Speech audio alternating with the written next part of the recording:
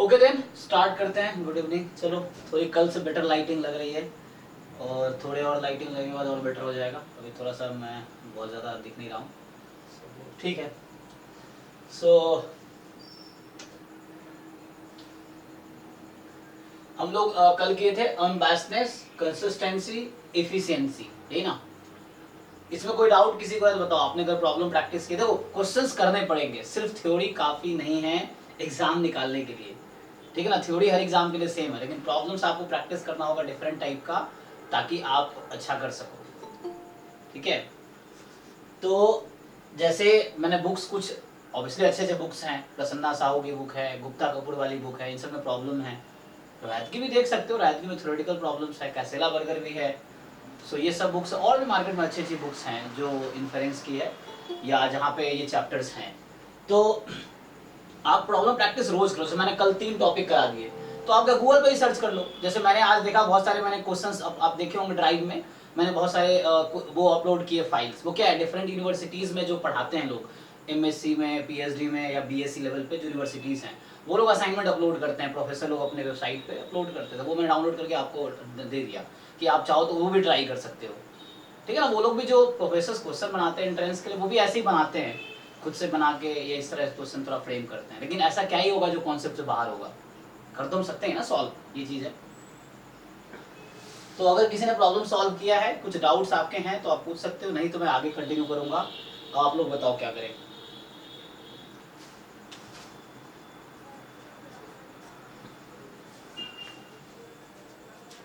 मैंने कुछ files upload की, आप देखना उसमें अनबायस पे कुछ क्वेश्चंस है, एफिशिएंसी कंसिस्टेंसी पे क्वेश्चंस है। आप करके देखो। जब तक क्वेश्चन नहीं करोगे आपको ये पता नहीं चलेगा आपको समझ आया कि नहीं आया। आपको गलतफहमी हो सकती है कि आपको समझ आया है, लेकिन जब तक आप क्वेश्चन सॉल्व नहीं करोगे गलतफहमी दूर नहीं होगी। या एटलीस्ट आपको समझ आ जाएगा क्वेश्चन करने के बाद, हाँ आपको सच में समझ आया है चीज़ें, है ना। क्योंकि बहुत सारे बच्चे मुझे मिलते हैं जो बोलते सर कॉलेज में जैसे पास तो कर लिया, बट एंट्रेंस के क्वेश्चंस नहीं होते। तो वो कैसे पता चलेगा अभी हो रहा नहीं हो रहा, जब करके देखोगे, है ना। सो आपको सॉल्व करने पड़ेंगे। बताओ भाई, क्वेश्चंस कुछ नहीं है, आगे बढ़ूं। मेथड ऑफ मोमेंट बोलो, कुछ तो बोलो, हाँ ना। Yes sir. ओके। अरे एक्टिव रहोगे तो मजा आएगा, ऐसे मजा नहीं आएगा। तुम एक्टिव रहो, लाइक तो पूछ रहा हूँ, बताओ तुम भी पूछो, थोड़ा मजा आएगा। लाइव क्लास यही तो मतलब है, फिर वो रिकॉर्डेड क्या मतलब है। लाइव मतलब आप इंटरेक्ट कर सकते हो, इंस्टेंट डाउट पूछ सकते हो, वो लाइव का मतलब है।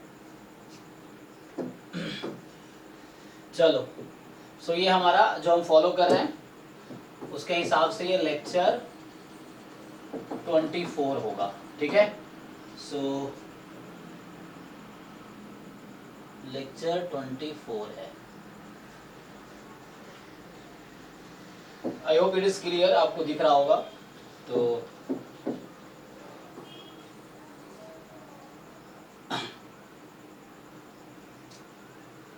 आओ यहाँ पे आते हैं, मेथड ऑफ मोमेंट एस्टिमेटर पे आते हैं।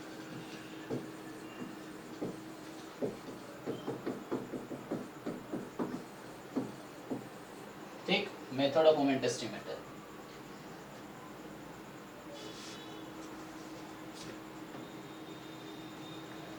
इसको शॉर्ट में लिखूंगा MME। मैंने ड्राइव में भी जो फाइल अपलोड किए हैं उसमें भी लिखा होगा MME, है ना, मतलब मेथड ऑफ मोमेंट एस्टिमेटर। सो चलो, तुम लोग में कुछ लोग तो जैम की तैयारी किए होंगे, कुछ लोगों ने बीएससी में पढ़ाई होगा। पहले तो बताओ क्या मतलब होता है इसका, MME का क्या मतलब है, मतलब डेफिनेशन क्या है।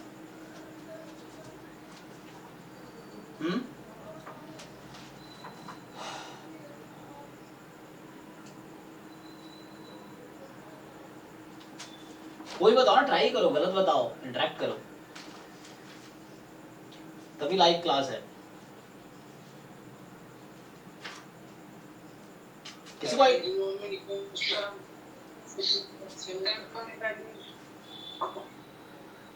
हाँ हाँ हाँ, कि sample moment is equal to population moment.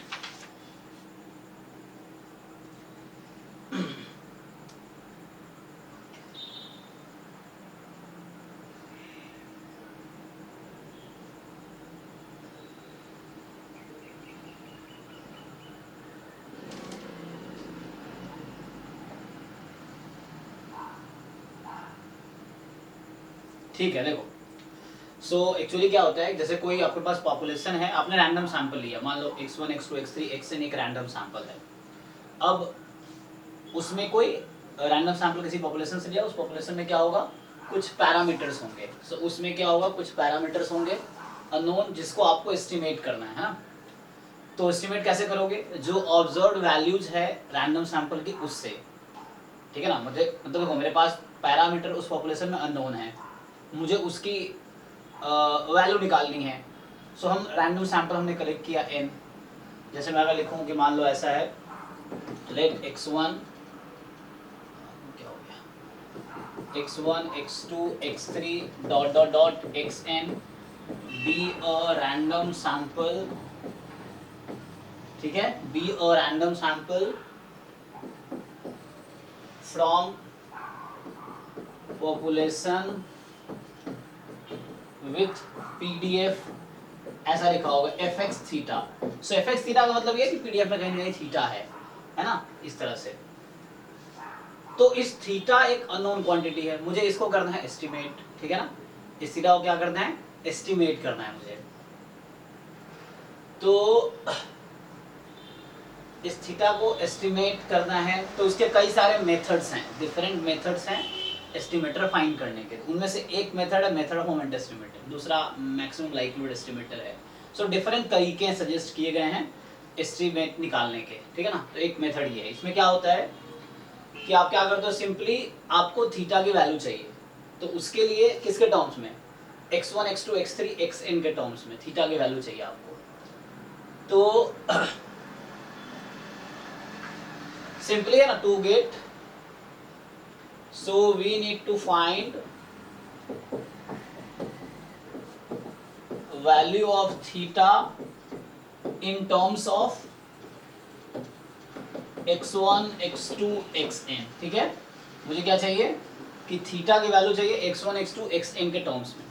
सो इस मेथड में क्या होता है, ये मेथड कहता है कि आपको क्या करना है, थीटा निकालना है x1 x2 टर्म में। तो इस मेथड में ये सजेस्ट करता है कि what you do, you put, मतलब इस मेथड का क्या कॉन्सेप्ट है, इस मेथड का कॉन्सेप्ट है कि you put sample moment is equal to population moment. Simple, जैसे एक ही पैरामीटर है, अगर यहाँ से वैल्यू आ सकता है, तो हमें सिंपली क्या करना है कि first sample moment summation xi from 1 to n, this you just put equal to ex। हो सकता है इसको सॉल्व करके आपको थीटा की वैल्यू मिल जाए, तो that's enough, that is the method of moment estimator. एक ही पैरामीटर है, तो हो सकता है 2 पैरामीटर्स हो, जैसे मान लो नॉर्मल में है म्यू सिग्मा स्क्वायर, कितने हैं, 2 पैरामीटर्स हैं वहाँ पे। तो अब एक इक्वेशन से 2 पैरामीटर वैल्यू आएगी, आप जानते हो ऑलरेडी कि एक इक्वेशन है तो एक ही वो एक इक्वेशन से आप 2 अननोन क्वांटिटी नहीं फाइंड कर सकते ना, एग्जैक्ट वैल्यू नहीं आएगी। तो उसके लिए एटलीस्ट 2 इक्वेशन होने चाहिए आपके पास। अगर 2 अननोन है तो उसको सॉल्व करने के लिए एटलीस्ट 2 इक्वेशंस यू नीड। तो उस केस में आपको चाहिए होगा कि second sample moment is equal to second population moment. कई बार क्या होता है, इससे थीटा थीटा कैंसिल हो जाता है, कोई रिजल्ट ही नहीं आता, मतलब 1 इज इक्वल टू 1 आ जाएगा। कई बार ऐसा कुछ हो सकता है कि उसमें थीटा रहेगा ही नहीं, तो जैसे कुछ क्वेश्चंस हैं ऐसे, तो उस केस में आपको हायर फिर से मोमेंट लेने की जरूरत पड़ेगी। सो लाइक आप ले सकते हो कि 1/n summation xi cube is equal to ex cube and so on, you go until you find the value of all parameters in terms of x1 x2 xn। Simple है, इस method में किसी को डाउट है, simple यहाँ पे है कि population moment is equal to sample moment, अब उससे थीटा की वैल्यूज नहीं आएगी। चलो कुछ क्वेश्चंस करके देख लो, इसमें डाउट है तो बताओ कुछ।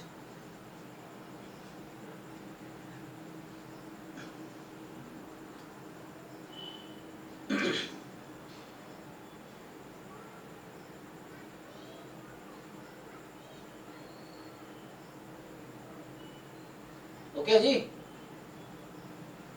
फाइन ना, चलो। Yes sir. तो हाँ, ऐसे ही हाँ ना बोलते रहो ना तो मजा आएगा, वरना फिर मैं बोर हो जाऊंगा। चलो कुछ क्वेश्चन ट्राई करते हैं। देखो पहला क्वेश्चन लिखो, चलो मैं कुछ बुक से ही पहले करा देता हूँ, फिर प्रीवियस से पेपर भी देखेंगे। अभी एक बार ये कोर्स खत्म हो जाए ना, फिर मैं खुद ही BHU के जो पेपर्स हैं 2022 के, 21 के, 19 के, 18 के, वो खुद ही मैं करा दूंगा क्लास में, क्योंकि अब ऐसा तो है नहीं कुछ पोर्शन मैं कुछ कोई और कराएगा, सारा मुझे ही कराने हैं। तो एक एक क्वेश्चन डिस्कस करेंगे, मैथ्स वाले भी, स्टैट्स वाले भी, वो फिर CUET का भी एक बार दोबारा करेंगे, जो CUET 2022 पिछले साल का पेपर है, सारे क्वेश्चन एक बार करेंगे। तो जल्दी से ये खत्म कर ले, हम लोग एक बार कवर कर ले, और कोई टॉपिक आपको नहीं समझ आया तो दोबारा कर सकते हैं। सो क्वेश्चन 1 लिखता हूँ, देखो। सो क्वेश्चन 1 ये है,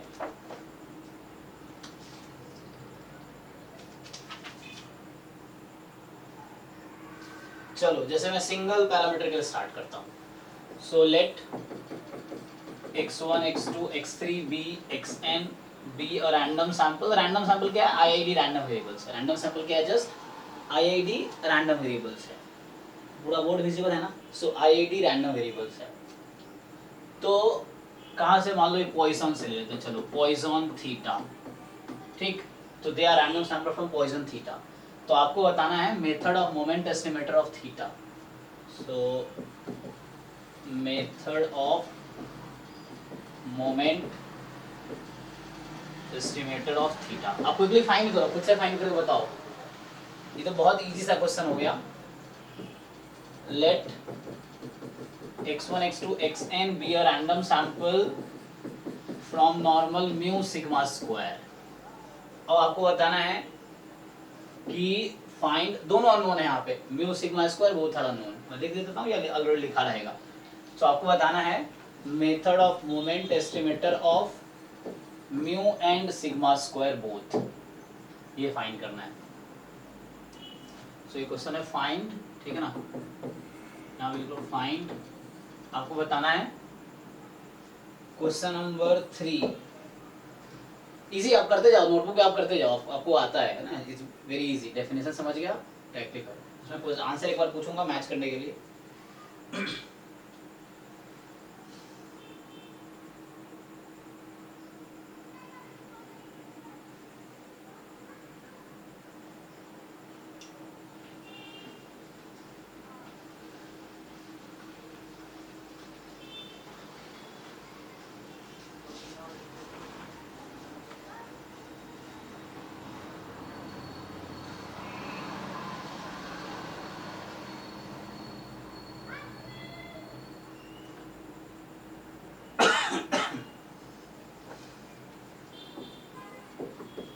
Let x1 x2 xn be a random sample from uniform 0 theta। तो बताओ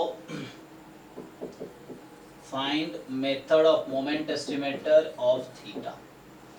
क्वेश्चन नंबर 4।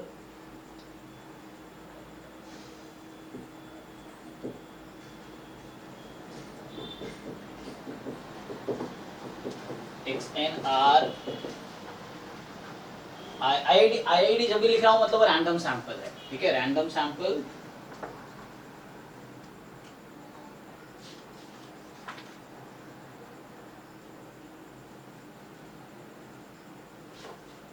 वहाँ 0 थीटा हो गया। रैंडम सैंपल फ्रॉम यूनिफॉर्म, मान लो मैं लिख देता हूँ पैरामीटर ले लो यहाँ पे। So let's say theta 1 comma theta 2, जहाँ पे मैं बता रहा हूँ आपको कि थीटा 1 लेस देन थीटा 2 है, दे रखा है आपको। सो आपको बताना है find method of moment estimator of theta 1 and theta 2।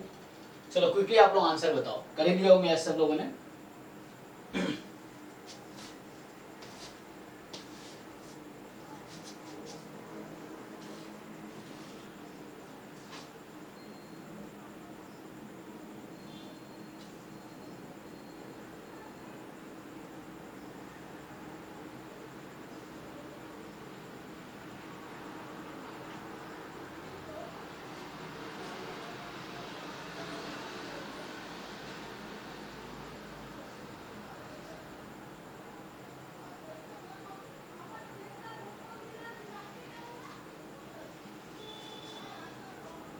Sir पहले में थीटा की वैल्यू x बार आ रही है। ओके, थोड़ा सा छोटा कर देता हूँ ताकि क्वेश्चन इधर रहेगा और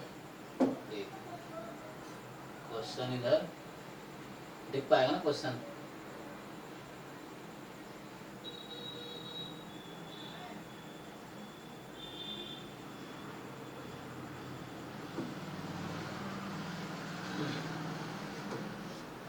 जी, तो क्वेश्चन 1 में आपका आंसर आ रहा है। क्वेश्चन 1 में जो थीटा कैप लिख देता हूँ, कैप का मतलब एस्टिमेटर, ठीक है। जब मैं कैप लिख रहा हूँ तो एस्टिमेटर लिख रहा हूँ। सो पहले में आपका एक्स बार आया, ओके। दूसरे का बताइए, दूसरे क्वेश्चन में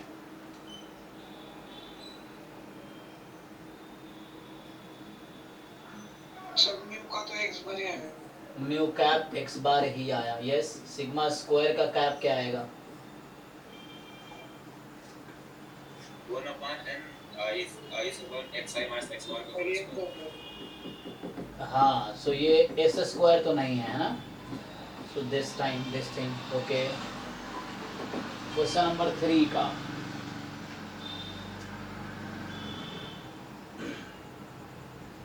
to x bar. Question number 3 में 2x बार। क्वेश्चन नंबर 4,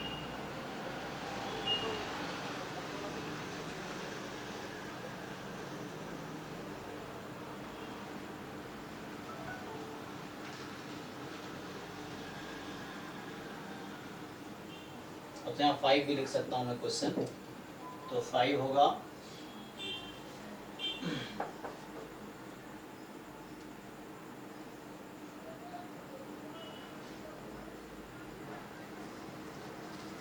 कि let x1 x2 xn are IID random variable from TDF, ये है थीटा x की पावर थीटा माइनस 1। कब? सो ये कब है? जब x की वैल्यू 0 और 1 के बीच है, ठीक है। तो आपको बताना है method of moment estimator of theta, ठीक है।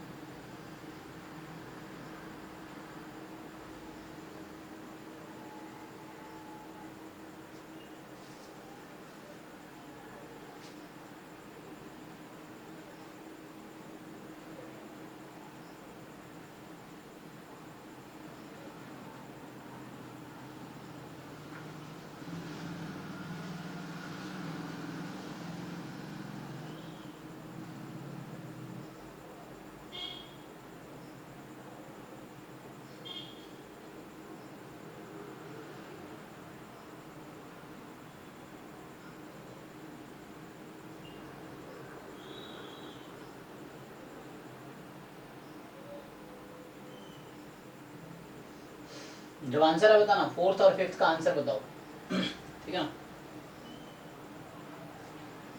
फिफ्थ 1 by 1 minus x बार। 3 का किसका पूछ रहे हो आप?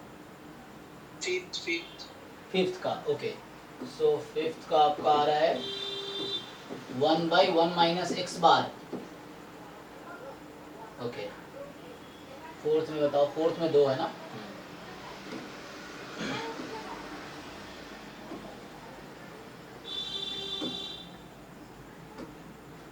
सो फोर्थ में होगा थीटा 1 कैप और थीटा 2 कैप, दोनों फाइंड करो।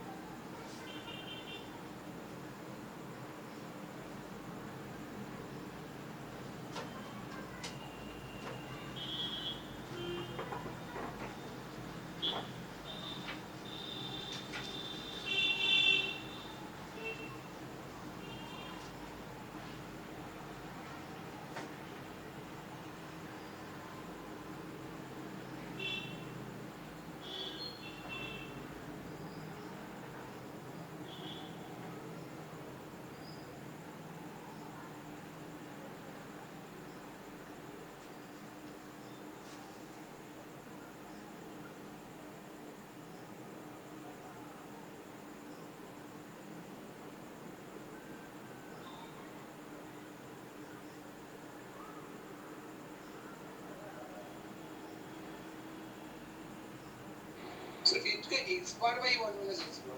गलत. चेक कर लो, बाकी लोग वेरीफाई करो.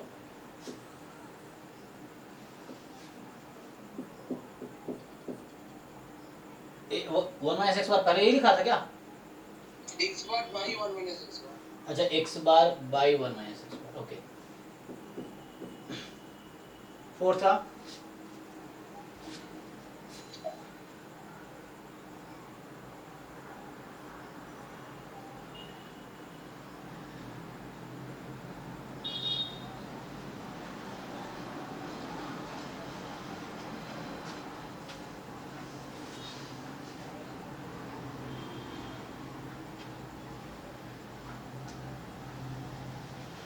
So fourth का equation तो theta minus theta is equal to twice x bar 1 है.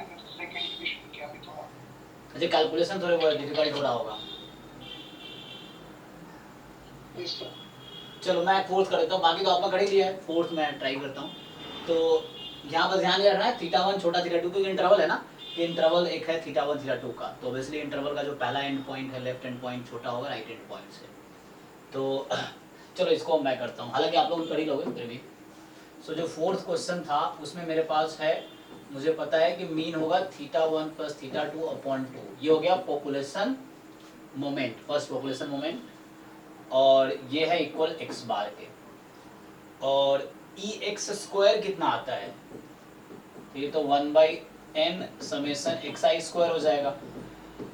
अब आपको बताना यहाँ क्या चाहिए, हमें ई एक्स स्क्वायर चाहिए ना. सो कितना होगा?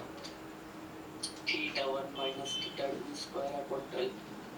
b minus a theta two minus theta one कर देते हैं, बात बराबर है. होल स्क्वायर प्लस इस पूरे का होल स्क्वायर, है ना. चेक करो. Yes sir.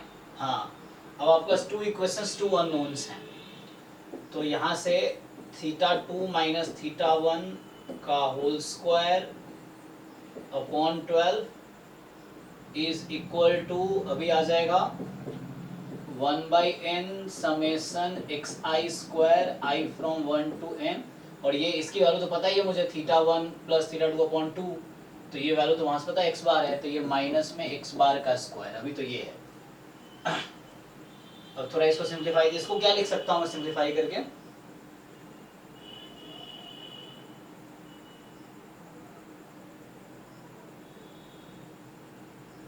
कुछ लिख सकते हैं?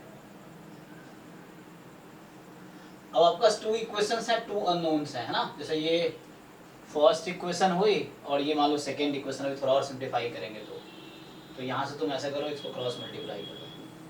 सो theta two minus theta one जो आएगी 12 टाइम, अभी है 1/n summation x i this whole square minus x bar का स्क्वायर. ठीक है ना.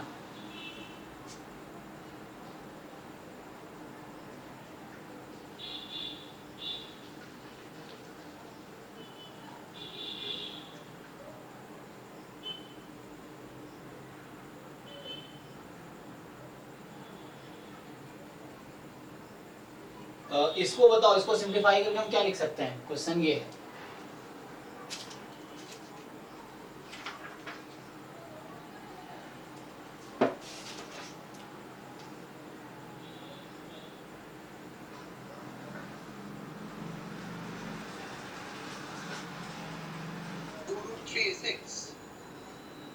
हम्म. 2√3 standard deviation of x. नहीं वो तो ठीक है, मैं बोल रहा हूँ. तो देखो यहाँ से तो एक तो जैसे ये इक्वेशन आ गई, यहाँ से theta one plus theta two is equal to 2x bar, this is equation one. ऐसी मैं इसको, अच्छा मैं सिंप्लीफाई करके देखता हूँ. देखो इसको मैं ऐसा लिख सकता हूँ कि मगर मैं इसको खोलूँ 1/n समेसन एक्स आई माइनस एक्स बार के होल स्क्वायर को खोलूँगा तो क्या आएगा? इसको जरा ओपन करो. 1/n, अभी इसको रहने दो, इसको जब ओपन करो क्या होगा? समेसन एक्स आई स्क्वायर, ये ना, एक थोड़ा सा छोटा कर देता हूँ. सो आगे में ए स्क्वायर प्लस बी स्क्वायर, सो एन एक्स बार का स्क्वायर माइनस 2ab, सो 2x बार तो ऐसे ही रहेगा, समेसन xi हो जाएगा nx बार। तो चेक करो 1/n ये हो गया समेसन xi स्क्वायर, और इसको तुम लिख सकते हो माइनस कितना हो गया तुम्हारा ये n x बार का स्क्वायर, राइट। तो तुम अगर इसको खोल लो तो क्या हो गया 1/n summation xi square minus x bar square. तो मैं यही पूछना चाह रहा था कि तुम क्या लिख सकते हो। ये देखो जो आया मेरे पास, क्या यही नहीं है सेम, है ना। तो क्या मैं ये लिख सकता हूँ? चलो तो देखो, तो मैं ये कहना चाह रहा था कि इसको मैं क्या लिख सकता हूँ, तो इसको मैं ये लिख सकता हूँ। मैंने दिखा दिया आपको प्रूफ करके कि ये वाली चीज़ है, ये है, तो उसके इक्वल ही आएगी। तो मैं अगले पेज पे करता हूँ आगे। तो एक इक्वेशन है मेरे पास θ1 प्लस θ2 वाला। सो θ1 प्लस θ2 जो है, ये दिखेगा ना, छोटा दिख रहा होगा ये। So this thing is 2x bar, और यहाँ से सो इसको बेटर ऐसे लिखो θ2 plus θ1। So θ2 plus θ1 is this, and θ2 minus θ1 क्या होगा, तो इसको मैं लिखना चाह रहा हूँ। सो 12 तो रहेगा ही, इसको मैं वो लिख दूंगा आगे, ठीक है, 12/n, ठीक। सो ये हो गया आपके पास 12/n summation xi minus x bar whole square, ठीक, ये चीज है। अब two equations, oh sorry, is it fine now? मैं बाहर प्लस ही क्यों ले रहा हूं, आपको समझ आ रहा होगा, माइनस क्यों नहीं लिया, ठीक है ना। अच्छा मैंने यहाँ भी थोड़ा वो किया है ना मिस्टेक, ये स्क्वायर मिसिंग है, ओके, होल स्क्वायर मिसिंग था ना यहाँ पे, होल स्क्वायर। तो यहाँ पे होल स्क्वायर होता है, होल स्क्वायर को राइट में ले गए, रूट हो गया। रूट के आगे प्लस साइन क्यों लिया मैंने, माइनस क्यों नहीं लिया? क्या मैं यहाँ प्लस माइनस लिखूं या सिर्फ प्लस काफी है? प्लस काफी है, θ2 is greater than θ1। Yes yes, क्योंकि लॉजिकली ना बुक में आपको लिखा था y ब्रैकेट में, इस तरह की चीजों में देखोगे, नोट करोगे ना, तो बुक वाले क्या करते हैं, बगल में लिख देते हैं y, मतलब वो आपको बोलते हैं सोचो कि मैंने माइनस क्यों नहीं लिया, वो ऐसा लिख देते हैं बुक में। तो आपको सोचना पड़ेगा कि हाँ, क्योंकि स्क्वायर इधर आया तो प्लस माइनस होना चाहिए था, लेकिन इसने सिर्फ प्लस क्यों लिया, तो ब्रैकेट में लिखा था y, है ना। तो आपको लॉजिक पता होगा, चूंकि ये मुझे पता है θ2 लार्जर θ1 ये पॉजिटिव होगा, तो पॉजिटिव ही लेना पड़ेगा। फाइन, अब आप निकाल पाओगे नहीं निकाल पाओगे बताओ, तो इजी हो गया। टू इक्वेशंस, टू अननोन्स, तो दिख रहा होगा आपको कि ऐड कर लेंगे। सो θ2 की वैल्यू होगी, ऐड कर लो जस्ट इक्वेशन को, सो हाफ, ठीक है ना, 2x बार प्लस 4 का रूट 12 है ना, 12 का इधर निकाल दो बाहर, कितना हो जाएगा ये, यहीं पे सॉर्ट कर देता हूँ, देखो 4 3 12, यहाँ 2, ओके, 2 टाइम्स। तो जब आप ऐड कर रहे हो तो खत्म हो जाएगा, तो मैं डायरेक्टली मुझे आंसर बता सकते हो। अब क्या ये ऐसा आएगा, x bar plus 3/n summation i from 1 to n xi minus x bar का whole square, is it fine. And θ1 की वैल्यू क्या आएगी यहाँ से, फिर आप सब्ट्रैक्ट कर लो, चाहो तो उसको सब्ट्रैक्ट कर लो, तो सब्ट्रैक्ट कर लोगे तो आ जाएगी x bar minus 3/n summation xi minus x bar का होल स्क्वायर। आप चेक करो क्या ये करेक्ट आंसर है, यही चाहिए था मुझे। So this is the method of moment estimator of θ1 and θ2, is it fine. आप चेक करो एक बारी, ठीक है ना। रूट होगा दोनों में। ओह अच्छा सॉरी, हाँ ये मेरी गलती है, मैं रूट मिस कर दिया, हाँ दिस, ठीक है ना, यस यस। हाँ अब एक बार चेक कर लो कहीं, जस्ट ऐड करना था, रूट मैंने बोल दिया, हाँ बोल गया, तो इधर माइनस है इधर प्लस है, बस यही है, ओके। सो मतलब simple method of moment estimator में आपको दिक्कत नहीं है, okay.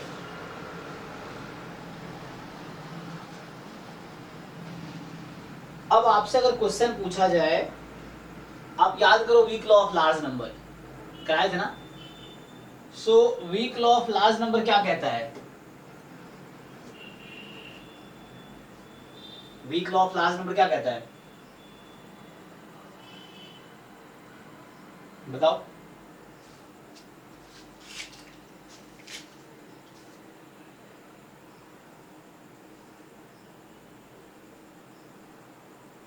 Some movement is consistent towards one population movement. Yes yes.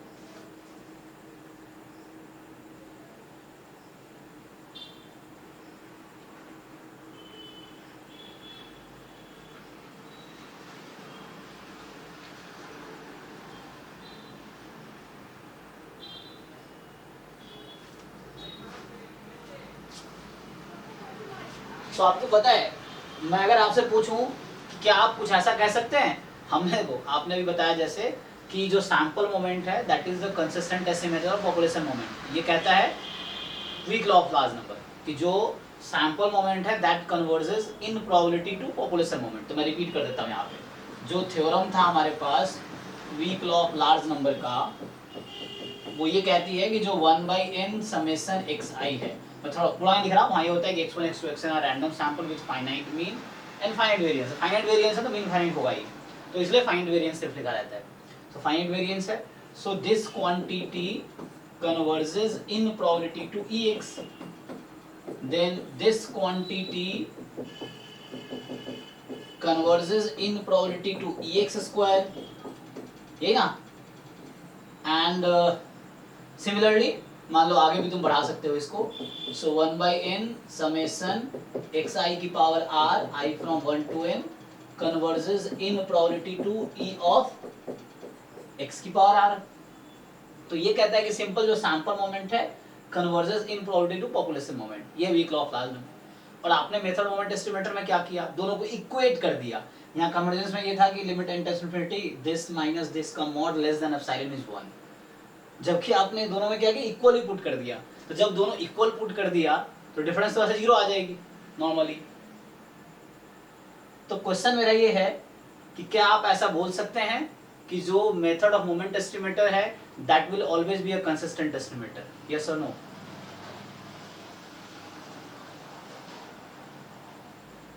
Consistent में कल पढ़ा था, कंसिस्टेंट का होता है कन्वर्जेंस इन प्रोबेबिलिटी है। Weak law of large number guarantee करता है कि जितने पॉपुलेशन मोमेंट है that is consistent estimator of, sorry, जितने भी सैंपल मोमेंट है that is consistent estimator of population moment, अगर इसमें थीटा इन्वॉल्व है तो इस तरीके से। अब क्वेश्चन मेरा ये है कि क्या जो मेथड ऑफ मोमेंट एस्टिमेटर हमारे पास आएगा, क्या हम ये बोल सकते हैं कि वो जो है कंसिस्टेंट एस्टिमेटर होगा जिस भी पैरामीटर का फाइंड कर रहे हैं method of moment estimator, yes और नो? आपको ये बताना है।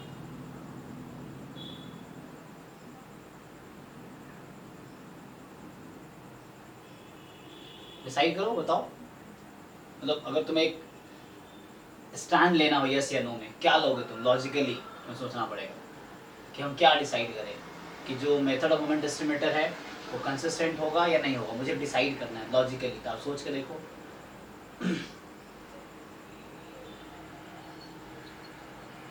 हो सकता है सर।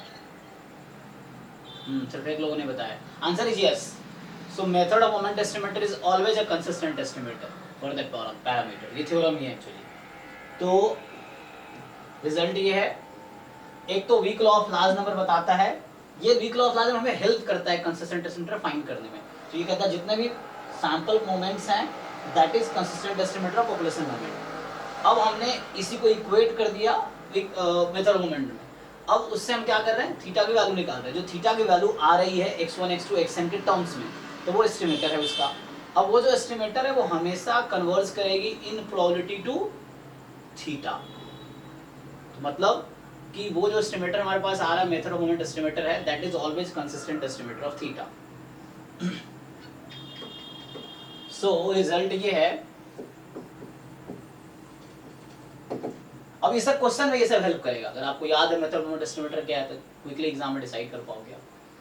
सो यहाँ पे ये है कि मेथड ऑफ मोमेंट एस्टिमेटर जो है this is a consistent estimator.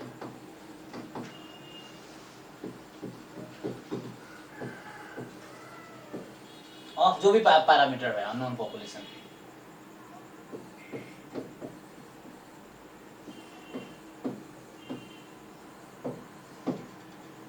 है ना, सिंपल। जैसे एग्जांपल एक दो, जैसे मान लो अभी हमने लिया था x1 x2 xn, हमें लिया था कि क्या है, पॉइजन थीटा से है। अब सोचो यहाँ पे आपने निकाला था method of moment estimator of theta, वो x बार ही आया, ये तो ठीक है। और आप जानते हो weak law of large number से कि x bar converges in probability to ex जो कि थीटा है। तो यहाँ पे मतलब weak law of large number और ये थ्योरम दोनों एक ही हो गया। ये वही कह रहा है कि जो मेथड मोमेंट एस्टिमेटर आएगी वो कन्वर्ज करेगी इन प्रोबेबिलिटी टू थीटा। अच्छा, अगर मैं पीछे वाले कुछ क्वेश्चंस में आऊँ तो ये तुम लिख सकते हो with week law of large number से भी और इस थ्योरम से भी, ये जो मैं स्टेटमेंट लिखा हूँ मैं। ओके, अब मैं क्वेश्चन ये बोलना चाह रहा हूँ कि यहाँ पे जैसे आया था इसके बारे में बात करो। तो इसमें अगर आपसे पूछूं मैं कि x बार कहाँ कन्वर्ज करती है इन प्रोबेबिलिटी टू व्हाट, इसमें मीन कितना आया था, इसका मीन कितना आया था?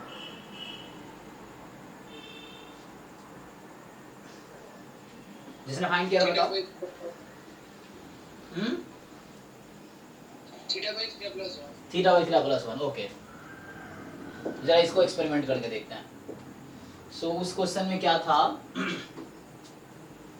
कि आपका मीन आया था theta by theta plus 1। Okay, और जो थीटा का एस्टिमेटर आया है वो x bar upon 1 minus x bar. So this will converge in probability to what? x bar कितना है आपका?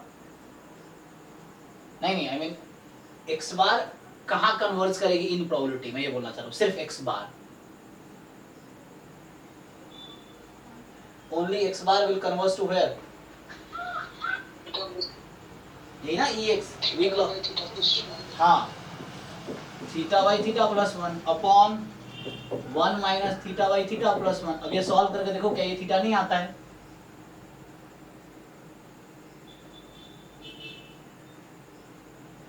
चेक कीजिए हाँ या ना। सो मैं क्या यहाँ बताने की कोशिश कर रहा हूँ, ये इस लाइन से मैं क्या बताने की कोशिश कर रहा हूँ आपको कि ये जो मेथड ऑफ मोमेंट एस्टिमेटर है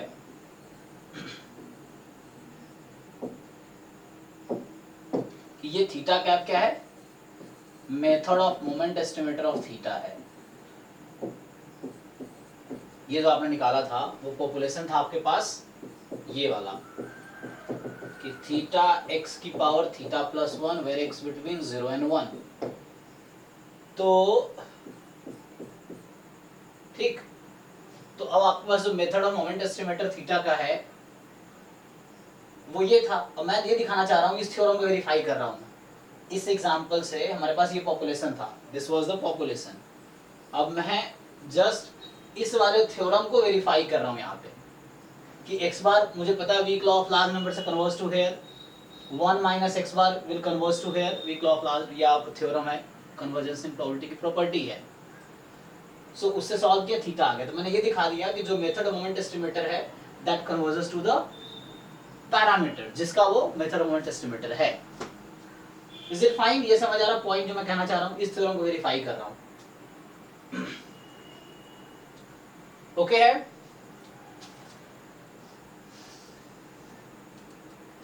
अरे हाँ ना बोलो भाई। Yes sir. हाँ ठीक है। तो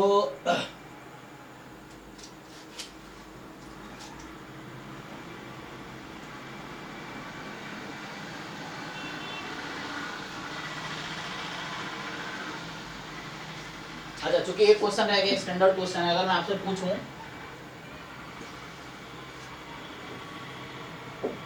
late x1 x2 xn be a random sample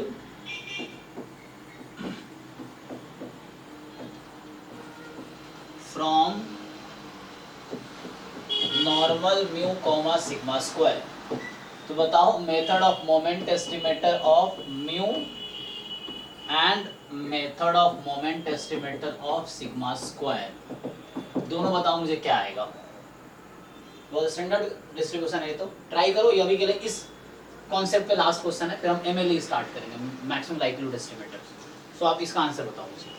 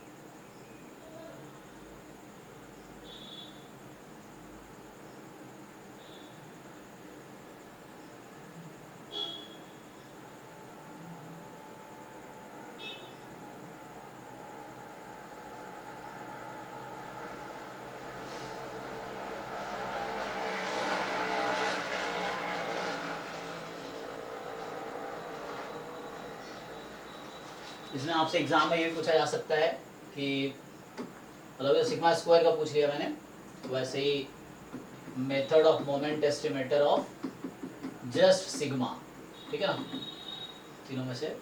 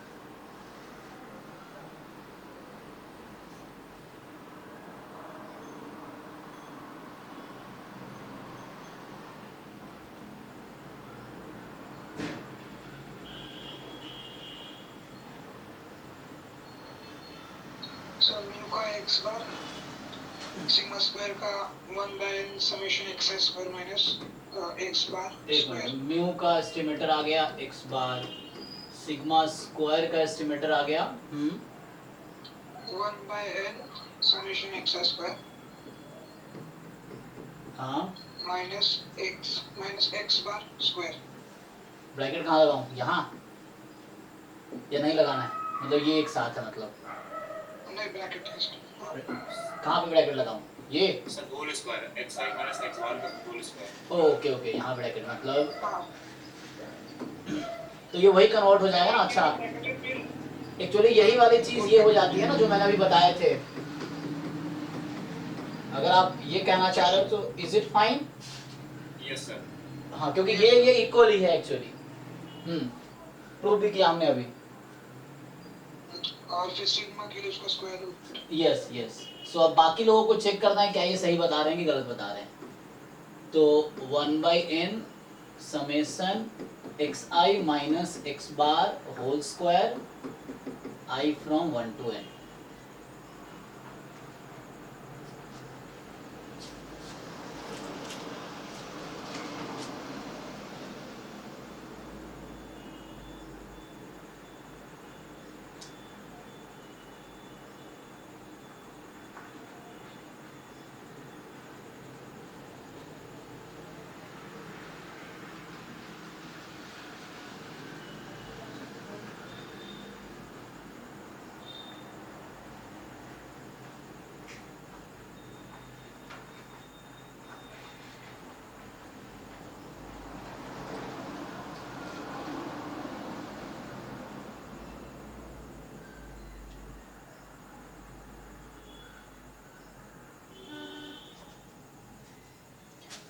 तो मैं सॉल्व करूं या आप लोग एग्री हैं?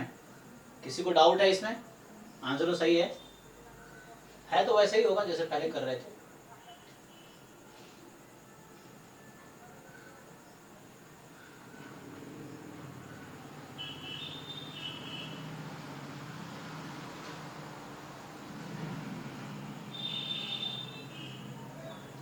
बताओ भाई, आगे बढ़े या सॉल्व इसको करूं मैं? कोई मतलब अपना व्यू बताओ, अपना तुम्हारा क्या व्यू है इसमें? क्या करूं, आगे बढ़ूं, एमएलई स्टार्ट करें?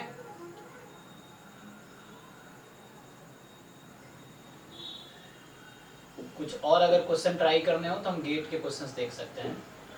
तो तुम लोग कुछ बताते नहीं हो यार, समझ नहीं आ रहा क्या बोलना चाह रहे हो। हाँ ना बोलो या क्या करते हैं?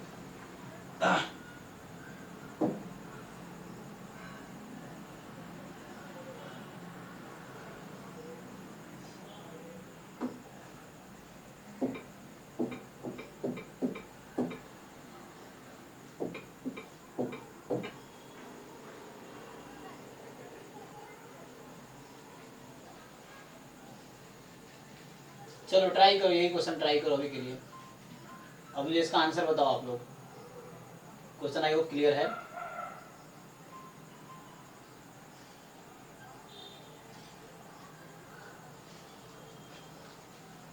देखो बताओ, इसका आंसर बताओ। ये क्वेश्चन नंबर 28 ट्राई करना है।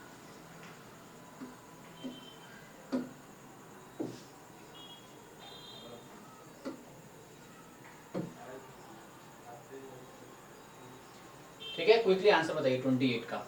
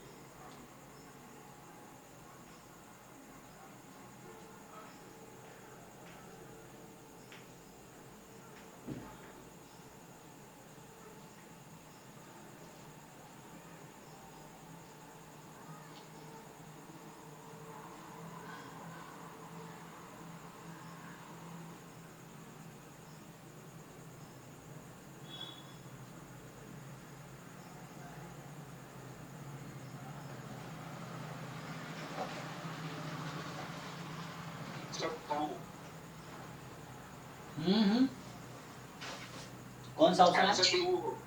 2 बी ऑप्शन। ओके, अच्छा कुछ लोगों का सी भी आ रहा है।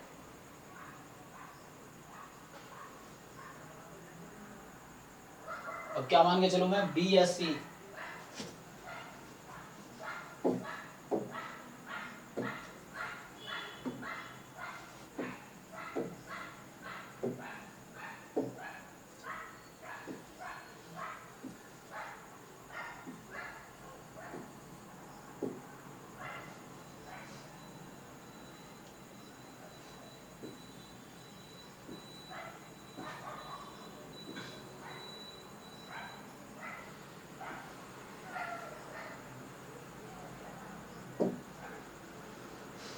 तो कुछ ने बी बताया, कुछ ने सी बताया। किसी और कुछ अलग भी आ रहा है?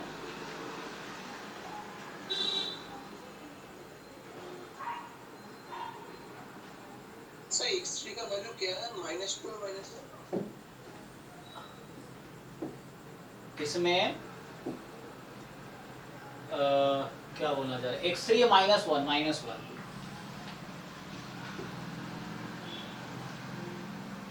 x3 is -1, x1 is -2, x2 is 1, x3 is -1।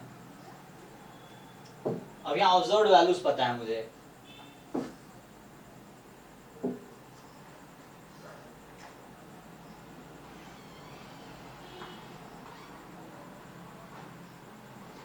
इस सब लोग आंसर क्यों नहीं बता? सिर्फ 2-3 लोगों ने आंसर बताया, बाकी लोग क्या कर रहे हो आप? कुछ तो आपके देखो, अगर कोई क्वेश्चन पूछा जाता है स्टैंड लो, क्योंकि एग्जाम में आपके पास कोई रास्ता नहीं होगा।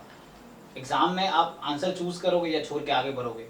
तो अगर आपको क्योंकि क्वालिफाई तो करना ही है ना, तो हर क्वेश्चन अटैम्प्ट तो करना ही है, हो ना हो बात की अलग बात, लेकिन एटलीस्ट क्योंकि 100% नहीं लाने, लेकिन 50% तो कम से कम कोशिश करो कि 50% प्लस मार्क्स आए। 50% लाओगे तो टॉप रैंकर बन जाओगे एंट्रेंस में, ठीक है ना, वो चीज़ है। तो या उससे ऊपर लाओगे तो आप स्टैंड लोगे ना कि आपका आंसर क्या है। जो लोग जवाब नहीं दे रहे, तो मैं ये मान रहा हूँ उनका सॉल्व नहीं हुआ है। तो एग्जाम में भी ऐसे क्वेश्चन अगर आ गए तो आप छोड़ के आओगे, इसका मतलब ये है।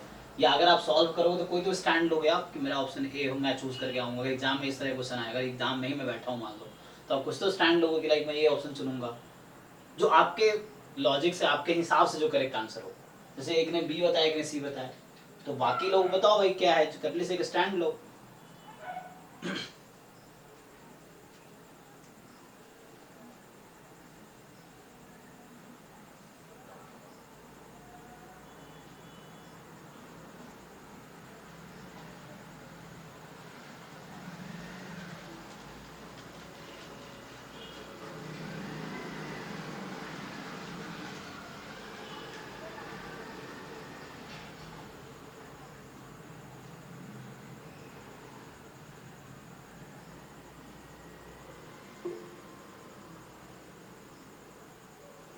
चैट में बता रहे हैं, बताओ 2 ओके।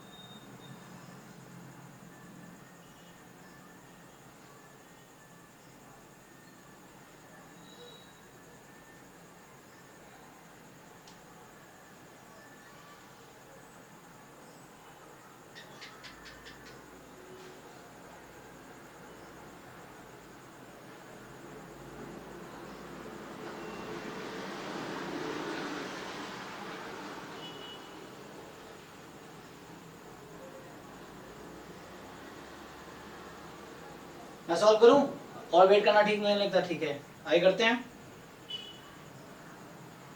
चलिए तो देखिए क्या है, इसने कहा है कि x1 x2 x3 be observed value of a random sample of size 3 from the from a discrete distribution with PDF this दे रखा है। अब theta unknown parameter, then method of moment estimate of theta is. तो सबसे पहले मैं क्या करूंगा, x बार को ex के इक्वल रखूंगा, और अगर आप यहाँ ex निकालना चाहेंगे, चूंकि डिस्क्रीट है और सपोर्ट में क्या है माइनस थीटा से प्लस थीटा तक सारी वैल्यू इंक्लूडिंग जीरो, तो जीरो के आगे 1 2 3 थीटा तक, और जीरो के पीछे -1 -2 -3 माइनस थीटा तक। तो अगर सारे एक्सरसाइज को आप ऐड कर देंगे तो जीरो आ जाएगा एक्चुअली, यही हुआ ना। और ये तो कांस्टेंट ही है, तो कहने का मतलब मैं ये बोल रहा हूँ ex पहले निकाल लेते हैं। देखो सो उससे बेटर है you first find ex। So ex जब आप फाइंड करोगे तो ये होगा डिस्क्रीट है, summation x into probability at x from minus theta two plus theta. अब इसमें किसी को डाउट है बताओ, ये तो हो गया 1/2 थीटा प्लस 1 आउट हो गया। अब बचा summation x from minus theta two plus theta. अब इस ये जो सम है, ये जो सम है कितनी होगी इसकी वैल्यू बताइए, इसकी वैल्यू कितनी आएगी सम की? माइनस थीटा से प्लस थीटा है ना, तो इन सबको ऐड करके कितनी आ रही है?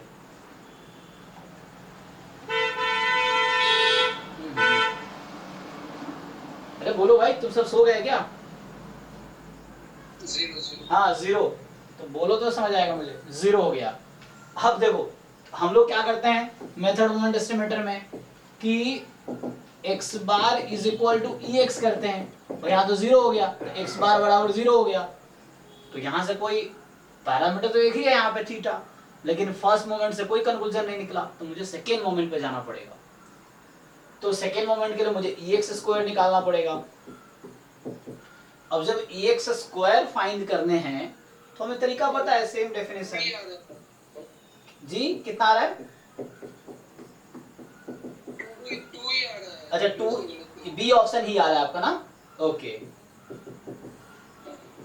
ठीक है। तो ये जब आप सॉल्व करोगे फिर से ये तो बाहर आ जाएगा, और summation x i square minus theta plus theta, तो ऐड करेंगे आप तो ये स्क्वायर है तो नेगेटिव पॉजिटिव भी हो जाएगा, तो 1/2 थीटा प्लस 1 तो आउट रहेगा, ये प्रोबेबिलिटी जो है, ये प्रोबेबिलिटी जो है, और समेशन एक्स आई स्क्वायर करेंगे तो ये हो जाएगा 2 टाइम 1 स्क्वायर से लेके थीटा स्क्वायर तक। देख लो यही आएगा, 2 टाइम क्यों किया, क्योंकि नेगेटिव का स्क्वायर भी पॉजिटिव हो जाएगा इसीलिए, सो नेगेटिव का स्क्वायर भी पॉजिटिव हो जाएगा।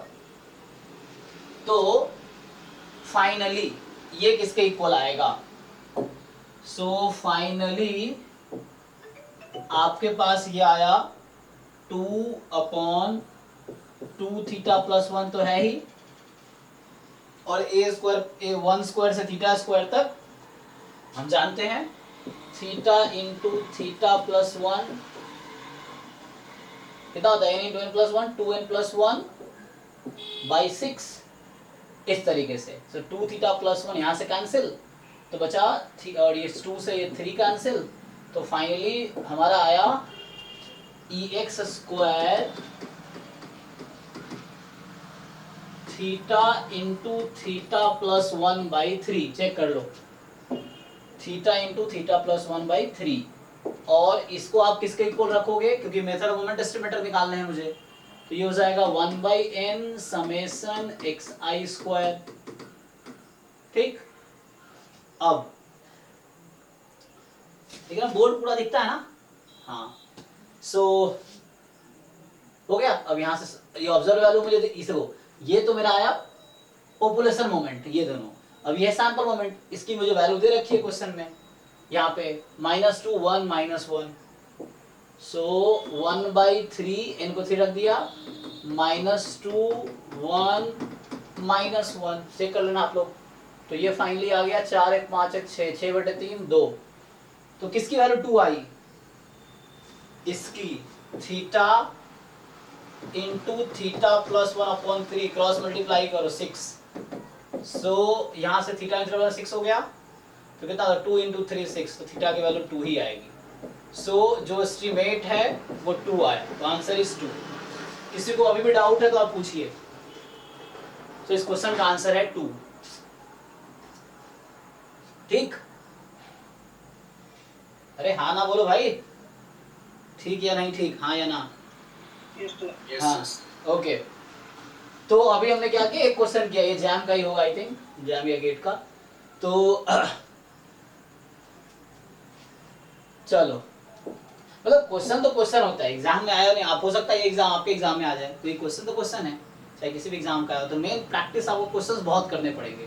तो मैं बार बार रिपीट करता हूँ कि बहुत ज़्यादा क्वेश्चन प्रैक्टिस, जैसे सिलेबस में जाइए, सिलेबस का एक टॉपिक पढ़िए, अभी जैसे कल हमने किया, क्या किया, कंसिस्टेंट, अनबायस्ड और इफिशिएंस, तो जब आप खाली बैठो सोच सकते हो कि जब कंसिस्टेंट क्या होता है, ये अनबायस्ड क्या होता है, या इफिशिएंट क्या होता है, फिर उसके बारे में क्या क्या और जानते हो, थ्योरम्स क्या है, रिजल्ट्स क्या है, अब कॉन्सेप्ट पता चल गया आपको, अब उस पर क्वेश्चंस कैसे आएंगे, तो कहाँ से पता चलेगा, कोई बुक उठाओ जिसमें बहुत सारे सॉल्व प्रॉब्लम हो या अनसॉल्व प्रॉब्लम हो, उठाओ, Gupta Kapoor, Prasanna Sahu, VK Rohatgi, Casella Berger, standard books हैं, और भी हैं, कोई राइस है या उस तरह से बहुत सारी है, और नहीं तो कोई पेपर उठा लो, और इस PDF वाले जो होते हैं, तो मैं क्या करता हूँ, सर्च, तुम फोन में भी ऑप्शन सर्च का रहता है, तुम लिख दो मेथड ऑफ मोमेंट एस्टिमेटर, वो सीधा सर्च कर लेगा वो, अगर कोई PDF है उस तरह से जो टाइप किया गया, फोटो नहीं, इमेज में नहीं होगा, ऐसा PDF में होगा जो टाइप्ड है, तो उसमें आप सर्च कर सकते हो, उससे क्वेश्चन मिल जाएगा, नहीं तो गूगल पे टाइप कर लो, उससे बहुत सारे क्वेश्चन आ जाएंगे।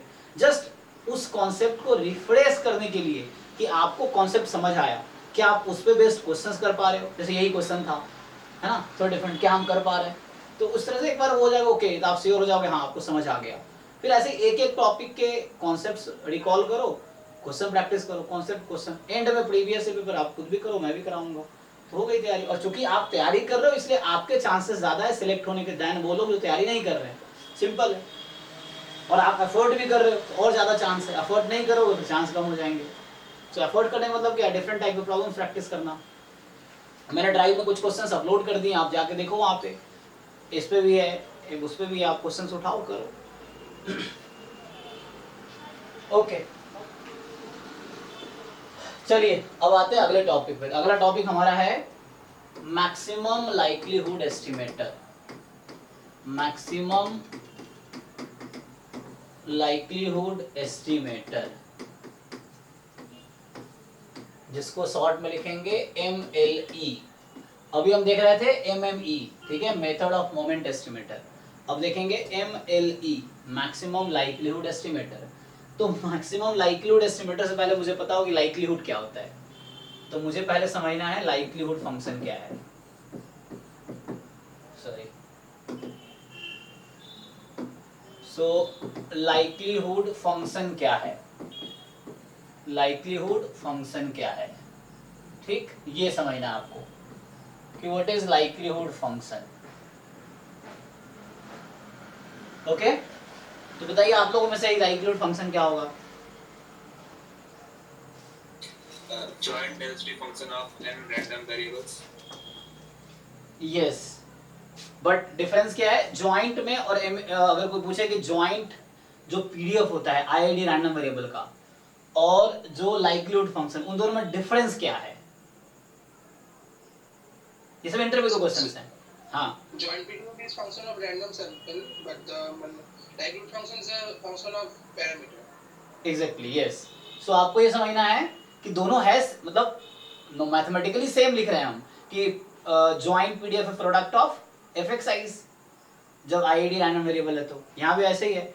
But likelihood function is function like it is a function of parameter, simple. So यहाँ जो है थीटा इसका वेरिएबल है, इसको x1 x2 xi as a constant treat होगा लाइक्लीहुड फंक्शन में। लेकिन जॉइंट जब आप लिख रहे हैं तो वहाँ x1 x2 xn का फंक्शन है वो। सो वेरिएबल्स आर रैंडम सैंपल, है ना, वहाँ theta is like a constant, you can understand, मतलब कोई वैल्यू होगी उसकी नॉन पैरामीटर टाइप का। बट यहाँ पे क्या मतलब, कहने का ये मतलब है मेरा कि जब आप जॉइंट लिखते हो तो you right this way, f of x1 x2 xn, it's a product of fxi कब, जब ये आईआईडी इंडिपेंडेंट है, ठीक है ना। और जब आप लाइक्लीहुड फंक्शन लिखते हो so it is also same. देखो RHS सेम है, बस लिखने का ये है जॉइंट पीडीएफ और ये आपका likelihood function. So difference is what? कि here variable is theta, here variable is random sample x1 x2 xn. So ये इसका फंक्शन है, यहाँ पे थीटा वेरिएबल है दोनों सेम चीज, ठीक है ना। मतलब यहाँ पे बस ये इसको डिफरेंशिएट करेंगे थीटा के रिस्पेक्ट में इस तरह से, वहाँ वेरिएबल वो है। सो अगर मैं डेफिनेशन लिखूं,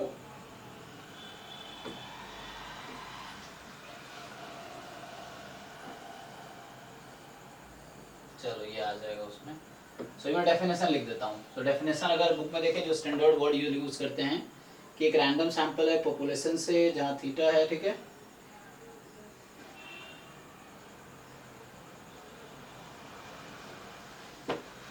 सो मान लो ऐसा है कि let x1 x2 xn be a random sample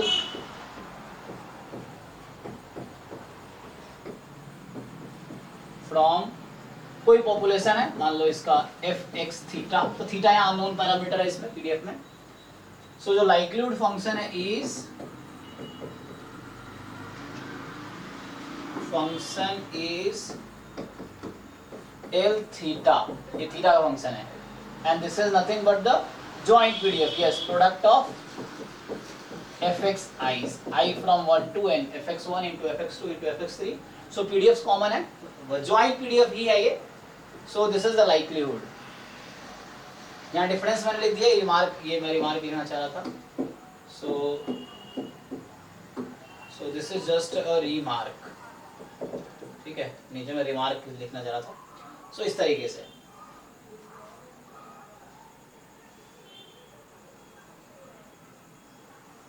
अब क्या है हमारे पास, तो हमने देखा लाइक्लीहुड फंक्शन क्या है। अब यहाँ क्या आएगा, मैक्सिमम लाइक्लीहुड एस्टिमेटर, तो कि लाइक्लीहुड फंक्शन है थीटा का। सो लाइक्लीहुड क्या है, थीटा का फंक्शन है, सिंपल। तो आपको इसको मैक्सिमाइज करना है थीटा के रिस्पेक्ट में। सो थीटा की वो वैल्यू, अब यहाँ थीटा क्या होगी, अगेन थीटा इसके टर्म्स में कुछ आएगा, तो ऐसी वैल्यू जिसके लिए ये फंक्शन मैक्सिमम हो जाए। सो x1 x2 xn के टर्म्स में थीटा की वो वैल्यू जिसके लिए ये फंक्शन मैक्सिमम हो जाए, तो उसको एमएलई बोलते हैं, सिंपल। तो अगर मैं डेफिनेशन लिखूं एमएलई का, सो एमएलई का अगर मैं डेफिनेशन लिखूं तो क्या होना चाहिए डेफिनेशन, सो ठीक है ना। तो सिंपली ये कहता है कि the value of theta as a function of x1 x2 xn which maximizes, ये मैं अपने वर्ड में लिख रहा हूं, बुक का लैंग्वेज दूसरा होगा, मतलब सेम ही है। सो which maximizes L थीटा, ठीक है ना, थीटा की वो वैल्यू जो मैक्सिमाइज कर दे, मतलब क्या है, that is MLE of theta क्या होगा, वो वैल्यू होगी थीटा की जिसकी लाइक्लीहुड मैक्सिमम हो जाए।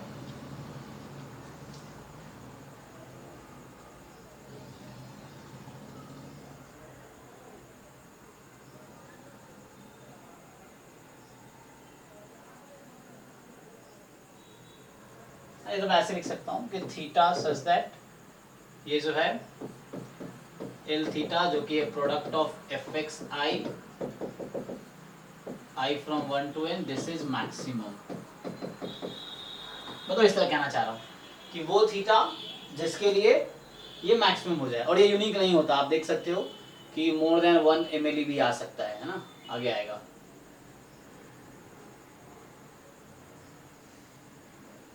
है ना, जो पूरे इंटरवल पे अगर वो कांस्टेंट हो गया तो यस। सो थीटा की वो वैल्यू, और थीटा कहाँ बिलोंग करेगी, सो थीटा कहाँ बिलोंग करेगी, थीटा बिलोंग करेगी इसके पैरामीटर स्पेस में, बिग थीटा पैरामीटर स्पेस है। सो ओके, फिर से मैं कुछ क्वेश्चंस लिखता हूँ, आप ट्राई करके देखो। डेफिनेशन क्लियर है ना, लाइक्लीहुड फंक्शन क्या है, जॉइंट पीडीएफ ही है but it is as a function of parameter. Likelihood function joint PDF ही है but it is as a function of parameters, theta का फंक्शन है ये। दूसरी बात, अब उस फंक्शन को, जो थीटा का फंक्शन लाइक्लीहुड है, उस फंक्शन को मुझे मैक्सिमाइज करना है, तो थीटा की वैल्यू चाहिए जिसके लिए वो मैक्सिमम हो जाए फंक्शन। अब मैक्सिमाइज कैसे करोगे, वो कैलकुलस का टेक्निक यूज करो या कोई भी ऑप्टिमाइजेशन वाला टेक्निक यूज करो, सो कोई भी टेक्निक यूज करके आपको फंक्शन को मैक्सिमाइज करना है। तो वो जो थीटा की वैल्यू जो होगी, ऑप्टिमल वैल्यू होगी, उसको हम बोलेंगे एमएलई। अब कुछ क्वेश्चंस आप करके देखो, मैं इधर लिख देता हूँ कुछ क्वेश्चंस। चलो पहला क्वेश्चन, सो चलो पहले तो कुछ इनिशियल बुक से ही उठा लेता हूँ, फिर प्रीवियस ईयर पे आएंगे।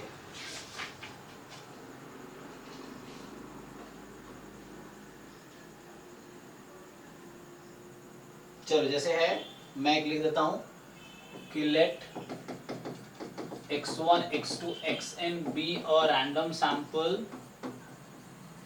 from gamma 7 थीटा, ठीक, where अगर x क्यों मैं लिख रहा हूँ गामा, तो यहाँ लेना पड़ेगा मुझे कौन सा है। सो अगर x को मैं गामा अल्फा बीटा लिखता हूँ तो मैं पीडीएफ क्या कंसीडर कर रहा हूँ, मैं ये वाला पीडीएफ कंसीडर कर रहा हूँ, 1 गामा अल्फा बीटा की पावर अल्फा x की पावर अल्फा -1 e की power -x upon beta x more than 0। तो ये पीडीएफ में कंसीडर कर रहा हूँ अभी, ठीक। तो क्वेश्चन आपसे ये है कि फाइंड एमएलई ऑफ थीटा, ठीक। तो ये क्वेश्चन है आपका। दूसरा क्वेश्चन,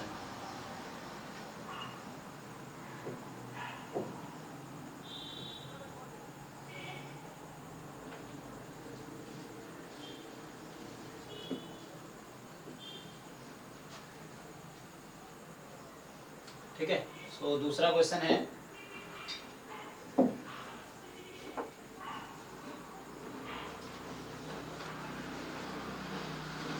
अब एक स्टैंडर्ड क्वेश्चन जो लिखा था मैंने कि let x1 x2 xn be a random sample from normal mu sigma square. अभी आपने नॉर्मल में मेथड ऑफ मोमेंट एस्टिमेटर निकाला था, तो म्यू का तो x बार ही आया था और सिग्मा स्क्वायर का 1/n, s स्क्वायर नहीं था, ठीक है ना, 1/n summation xi minus x bar whole square था। अब चेक करो ये क्या MLE और MME सेम आएगा या डिफरेंट आएगा, क्वेश्चन ये है। तो आपको बताना है MLE ऑफ म्यू क्या है and MLE of sigma square क्या है।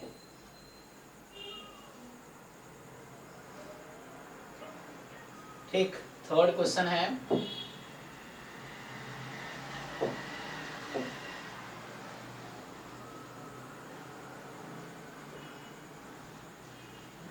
तो जो थर्ड क्वेश्चन है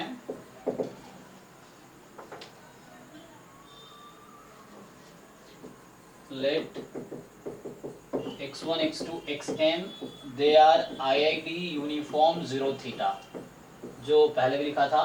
तो यहाँ भी आपको बताना है MLE ऑफ थीटा क्या होगा।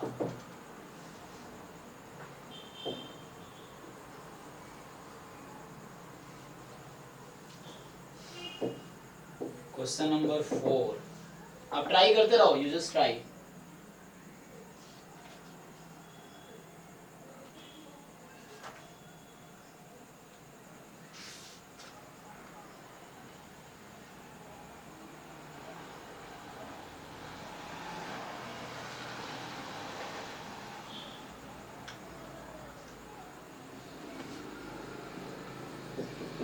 लेट x1 x2 ये सब स्टैंडर्ड क्वेश्चन है, मतलब ये हर बुक में आपको मिलेगा जो मैं लिख रहा हूँ।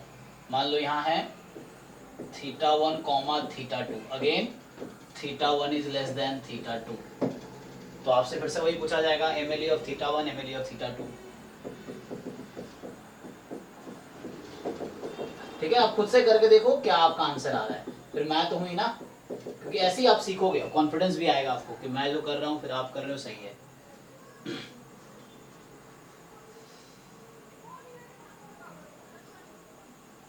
चलिए 4 क्वेश्चन पर ट्राई कीजिए इसको।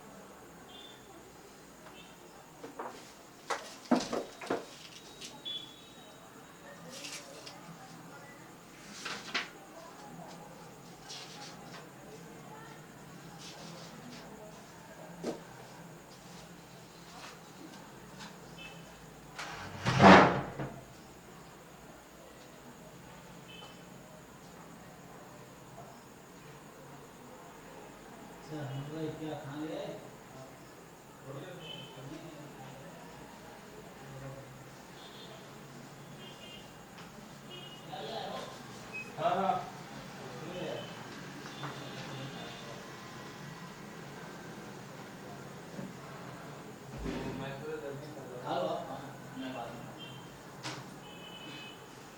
जल्दी खाना जल्दी ना बातें कर लेंगे। एक्चुअली मैं 8 बजे के मतलब आसपास कर रही हूँ। ये खाने की वजह से हाँ मेरी प्रॉब्लम है। वो से इसका उसके साथ भी पहले खा लें। हाँ।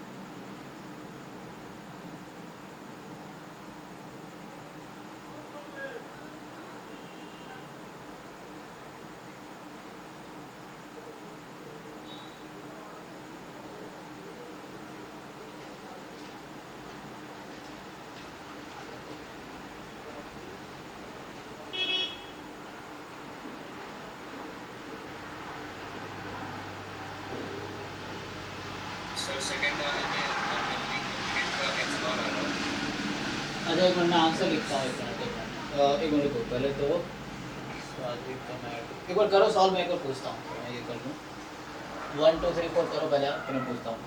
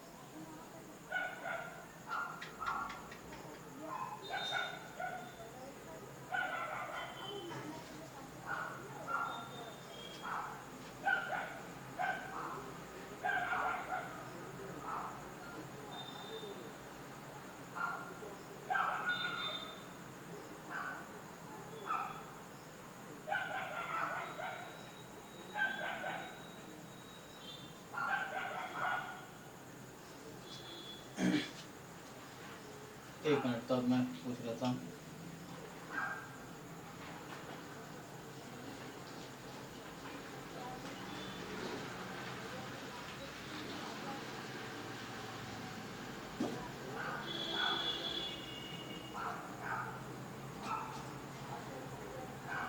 चलिए अब बताइए, जो आंसर बता रहे थे एक बार बताइए, मैं साइड में लिखता हूँ।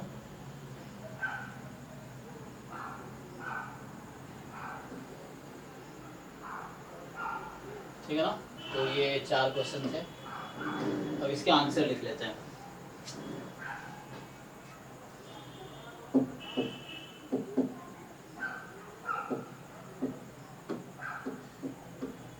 चलो बताओ आंसर 1 का, पहले क्वेश्चन का आंसर जिनका भी आया है। x bar by 7 हाँ x bar by 7 हाँ, आंसर भी चेक करूंगा मैं, बस पूछ रहा हूँ आपसे मैं। x bar by 7। Okay, question 2 का आंसर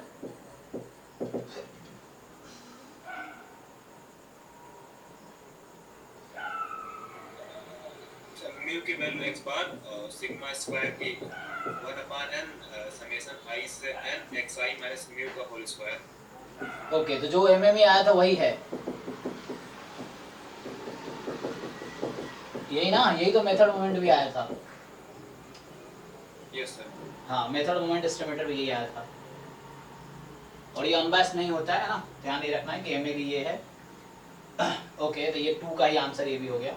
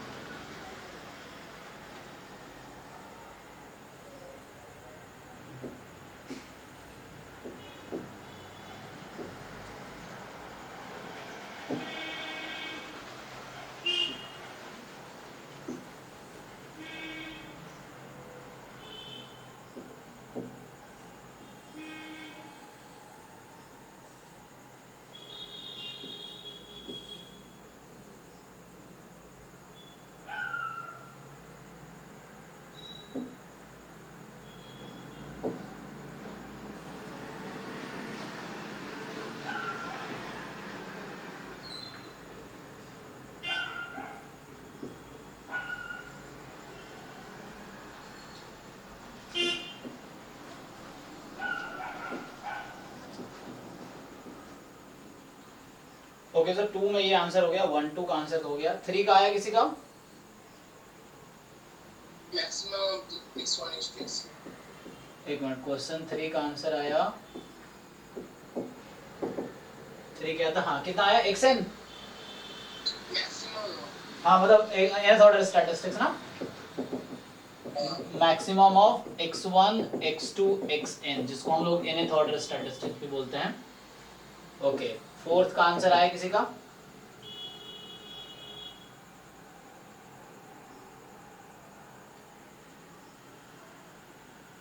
theta 1 का minimum और theta 2 maximum। Okay, first order statistics और थीटा 2 का nth ऑर्डर स्टैटिस्टिक्स। अब मुझे बताइए मैं कौन सा सॉल्व करूं, आप लोग बताइए कोई। सर लास्ट वाले में ये कैसे लेते हैं, मतलब लास्ट? Yes. हाँ ये दोनों एक टाइप का है, क्योंकि एमएलई में 2 तरह के कॉन्सेप्ट हैं। थर्ड फोर्थ एक कॉन्सेप्ट पे है, फर्स्ट सेकंड एक कॉन्सेप्ट पे है एक्चुअली। तो मैं फोर्थ कर देता हूँ, ठीक है, सेकंड भी कर सकते हैं, पहले फोर्थ करते हैं। देखो, सो क्वेश्चन 4 में क्या है, कि आपके पास पीडीएफ जो है उसका वो है 1/θ2 - θ1, कब? जब x की वैल्यू θ1 से θ2 में है, और मुझे बता रखा है कि θ1 छोटा होगा θ2 से। ये मेरे पास पीडीएफ आ गया, ठीक है। अब मुझे लाइक्लीहुड फंक्शन लिखना है, तो मुझे लिखना है लाइक्लीहुड फंक्शन। सो यहाँ दो वेरिएबल है, ठीक है ना, तो दो वेरिएबल का फंक्शन होगा L θ1 θ2। तो ये होता है product of joint PDF, so θ2 - θ1, ये हो गया। लेकिन ध्यान ये भी रखना है कि ये जो xi's होते हैं, ईच xi, क्योंकि लाइक्लीहुड फंक्शन में क्या होता है, fx1 × fx2 × fxi's ना, सो ईच xi जो है, यहाँ x था ना, लेकिन यहाँ पे ईच fxi होता है। So xi between θ1 and θ2 for all i, चाहे i की वैल्यू कुछ भी हो, 1 से लेके n तक। अब प्रॉब्लम क्या है कि देखो आपका फंक्शन θ1 θ2 का है, तो you can not ignore this thing. क्यों? क्योंकि आपका फंक्शन θ1 θ2 का है। ये जो x1 x2 x3 xi जो है, ये वैल्यूज हैं n तक, ये कोई गिवन होगा, मान लो ऑब्जर्व्ड वैल्यू पता होगा, तो उसको यूज करना है। ये कांस्टेंट जैसा हुआ, वेरिएबल आपका θ1 θ2 है, इसलिए आप इसको इग्नोर नहीं कर सकते। इसके साथ साथ ये भी है। अब मजे की बात क्या है कि इसको अगर मैं लिखूं L θ1 θ2, तो ये प्रोडक्ट हो रहा है, यहाँ i तो है ही नहीं कहीं, तो ये सीधा प्रोडक्ट होता रहेगा। सो θ2 - θ1 इसकी पावर n हो जाएगी। अब यहाँ पे क्या ध्यान रखना है कि ईच xi जो है, तो मुझे मेरा इंटरेस्ट θ1 θ2 में है। लाइक्लीहुड फंक्शन में इंपॉर्टेंट क्या है? पैरामीटर। तो पैरामीटर इंपॉर्टेंट है, तो मुझे θ1 और θ2 के बारे में सोचना है। तो मैं देखो ठीक से लिखता हूँ इसको। तो ये जो मेरा θ1 है छोटा है xi से, एंड ये जो θ2 है लार्जर है xi से फॉर ऑल i। मैं इसी चीज को लिखा हूँ, लेकिन θ1 θ2 के बारे में सोच रहा हूँ मैं कि θ1 छोटा है xi से, हर xi के लिए, θ2 बड़ा है xi से। थोड़ा इसी को इम्प्रूव करो। सो L θ1 θ2 तो हो गया 1/θ2 - θ1 की पावर n। अरे ये अगर मैं बात करूं आपसे, ओके देखो एक मिनट पहले,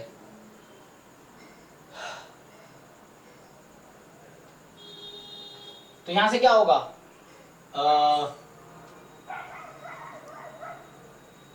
θ1 जो है ईच xi से छोटा है। इसका क्या मतलब हुआ? θ1 is less than x1 less than x2 less than x3 less than x4, her xi से छोटा xn तक। तो उसका कॉमन सॉल्यूशन क्या होगा? आपको ये समझना पड़ेगा कि ये कैलकुलस का कॉन्सेप्ट है। देखो मान लो यहाँ एक नंबर x1 है, मान लो यहाँ x2 है, यहाँ मान लो x3 है, इधर x4 है, कहीं x5 है, मतलब ये नंबर फिक्स्ड है। अब ये आपको कहना चाह रहा है कि थीटा जो है x4 से भी छोटा है, x2 से भी छोटा है, x1 से भी छोटा है, इससे भी छोटा है, ईच xi से छोटा आपका थीटा है। जैसे था ना θ1 था, θ1 ईच xi से छोटा है। तो कॉमन सॉल्यूशन क्या होगा θ1 के बारे में आप बताओ मुझे। अब क्या बोलोगे? इन सब x1 x2 xn मैं 4 ही लिखा हूं, लेकिन n तक है। तो आप कॉमन सॉल्यूशन आपसे मैं पूछूं θ1 के बारे में कि θ1 लेस देन x1 भी है, θ1 लेस देन x2 भी है, θ1 लेस देन xn भी है, तो ये इक्वेशन 1, इक्वेशन 2, इक्वेशन n, इसका कॉमन सॉल्यूशन क्या होगा? जिनको डाउट है बताओ कि मैं क्या बोल सकता हूं θ1 के बारे में कि θ1 इन सब में जो मिनिमम है उससे भी छोटा होगा। ये है, देखो एक बार, तो यहां भी आप बोल सकते हो θ1 इन सब का मिनिमम उस सबसे छोटा होगा। तो इसका ये सॉल्यूशन आएगा कि θ1 is less than minimum of all. तो वही यहां पे लिखा गया, देखो मैं यहां यही करूंगा कि θ1 ईच xi से छोटा है, तो ये होगा θ1 is less than first order statistics. First order statistics क्या होता है? Minimum of all. ये जो है ना, इसी को हम बोलते हैं first order stats. Same thing अब इसके बारे में θ2 के बारे में सोच सकते हो। θ2 लार्जर है x1 से, θ2 लार्जर है x2 से, θ2 लार्जर है xn से। इसका कॉमन सॉल्यूशन क्या होगा? सबका एक इंटरसेक्शन लेंगे, तो इंटरसेक्शन लेना है मुझे, तो सबसे लार्जर है, इसका कॉमन सॉल्यूशन क्या होगा बताओ कोई? कि θ1 is more than maximum of all, है ना। तो ये nth ऑर्डर स्टैटिस्टिक्स है। तो सिंपली यहां से ये आ गया कि θ1 is more than nth order statistic. Sorry, theta 2 is more than maximum of all. अब आपको क्या देखना है कि ये जो फंक्शन है ये इंक्रीजिंग है कि डिक्रीजिंग है। तो पहले थीटा 1 के रिस्पेक्ट में सोचो आप। तो अभी मैं आपके होमवर्क के लिए अब छोड़ देता हूँ कि ये फंक्शन थीटा 1 के रिस्पेक्ट में इंक्रीजिंग है या डिक्रीजिंग है, ये देखना है आपको। एक्चुअली ऐसा हुआ, इस क्वेश्चन को मैं रीफ्रेम कर देता हूँ। सो रीफ्रेम कर दूंगा तो ये क्वेश्चन कुछ ऐसा हो गया। अब L theta 1 comma theta 2 1 upon theta 2 minus theta 1 whole square, जहाँ थीटा 1 का इंटरवल है, थीटा 1 का इंटरवल क्या है, माइनस इन्फिनिटी से फर्स्ट ऑर्डर स्टैटिस्टिक्स तक, और थीटा 2 का इंटरवल है, बड़ा है ना एक्शन से, तो ये हो गया nth ऑर्डर स्टैटिस्टिक्स से प्लस इन्फिनिटी तक। ये इसका क्या बोलते हैं, पैरामीटर स्पेस समझ लो आप। यहाँ पे ये पॉसिबल वैल्यूज है। अब आपको डिसाइड करना है कि ये फंक्शन, अब देखो सिंपली सिर्फ थीटा 1 के रेस्पेक्ट में देखो, तो ये करना एल डैश, मतलब आप डिफरेंशिएट करो इसको थीटा 1 के रेस्पेक्ट में, डिफरेंशिएटेड विद थीटा 1। चेक करो ये पॉजिटिव आएगा कि नेगेटिव आएगा। तो आई थिंक ये नेगेटिव आएगा, चेक करना। सो डेरिवेटिव करोगे थीटा 1 के रेस्पेक्ट में तो नेगेटिव मिलेगा। सो नेगेटिव मतलब क्या है, फंक्शन डिक्रीजिंग है। किस इंटरवल पे, इसका इंटरवल क्या है, माइनस इन्फिनिटी से, लेकिन यहाँ इंक्रीजिंग आएगा, सॉरी इंक्रीजिंग आएगा शायद, चेक करो। मतलब डेरिवेटिव पॉजिटिव आएगा नेगेटिव आएगा। तो 1/x² का डेरिवेटिव क्या होता है, -2/x³, और एक माइनस यहाँ भी प्लस हो जाएगा, पॉजिटिव होगा। चेक करो एक बार, तुम चेक करके देखो। तो ये फंक्शन क्या है, इंक्रीजिंग है। किस इंटरवल पे, तो यहाँ मान लो x1 है तुम्हारा, तो इस इंटरवल में इंक्रीजिंग, तो मैक्सिमम किस पॉइंट पे होगा, समझ पा रहे हो। सो थीटा 1 का MLE आ जाएगा यही पॉइंट x1, कि इस नंबर पे ही फंक्शन इंक्रीजिंग होगा।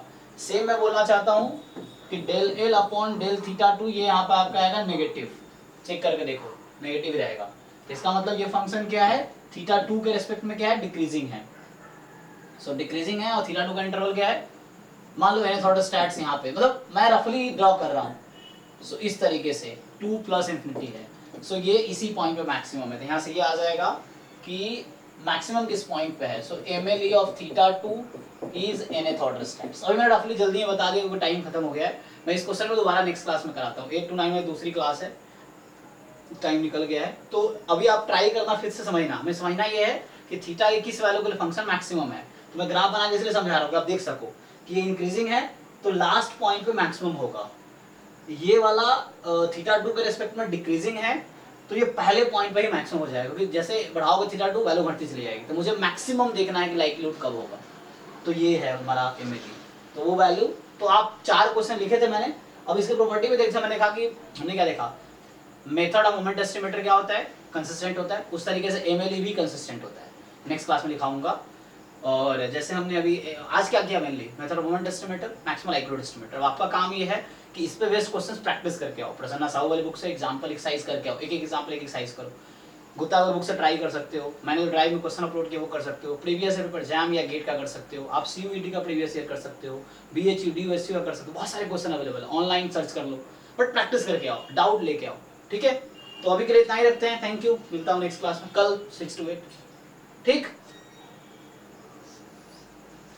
हाँ ना बोलो भाई। Thank you sir. हाँ थैंक यू, सर। चलो थैंक यू। हाँ